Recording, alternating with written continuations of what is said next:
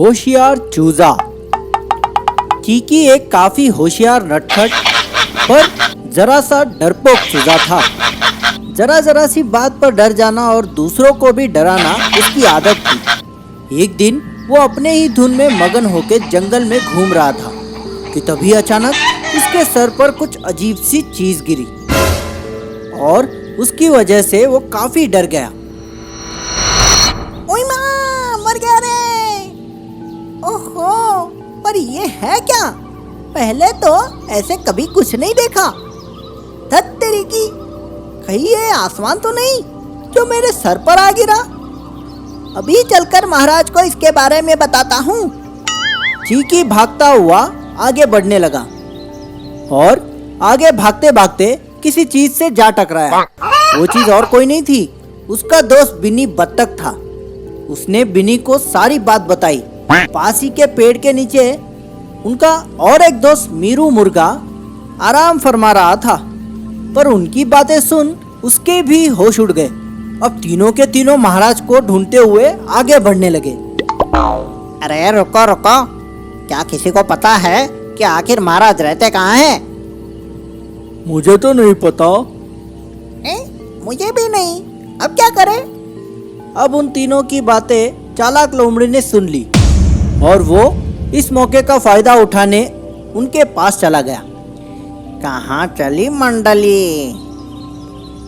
अरे वो हमें महाराज से मिलना था, पर वो रहते कहाँ हैं हमें नहीं पता। बस इतनी सी बात? महाराज के यहाँ तो मेरा रोज का आना जाना है। चलो मैं तुम्हें वहाँ तक पहुँचाता हूँ। लोमड़ी के काफी जिद करने के बाद तीनों उसके साथ जाने के लिए तैयार हो गए। थोड़ी देर में वो चारों एक छोटी सी गुफा के बाहर पहुंच गए। लोमड़ी उन्हें बड़े प्यार से अंदर आने का आग्रह कर रहा था, तभी चीकी को उस पर शक हो गया। हैं? महाराज की गुफा इतनी छोटी सी, ये कैसे मुमकिन है? और यहाँ तो बस इस लोमड़ी के पैरों के निशान हैं और किसी के नहीं। जरूर कुछ गड़बड़ है। क्या हुआ चीकी, अंदर चलना है कि नहीं? हाँ, बिल्कुल चलना है, पर थोड़ी देर में। वो क्या है ना, हम महाराज से पहली बार मिल रहे हैं ना, खाली हाथ कैसे जा सकते हैं? चलो तुम दोनों मेरे साथ, हम कोई तोहफा लेकर आते हैं। चीकी की बात से बिन्नी और मीरू हैरान हो गए और लोमड़ी परेशान। चीकी ने अपने दोस्तों को इशारा करके उसके साथ चलने पर राजी कर लिया और तीनों वहां से भाग निकले। अब मुझे उनके आने का इंतजार करना पड़ेगा, तभी मैं इन्हें खा पाऊंगा। क्या हुआ चीकी, तुम हमें वहां से लेकर क्यों आ गए? अरे वो कोई महाराज की गुफा नहीं थी, वो चालाक लोमड़ी हमें वहाँ धोखे से ले जाकर खाने वाला था, इसलिए हम वहाँ से भाग निकले। हाँ, अच्छा हो गया बचा लिया तूने हमें।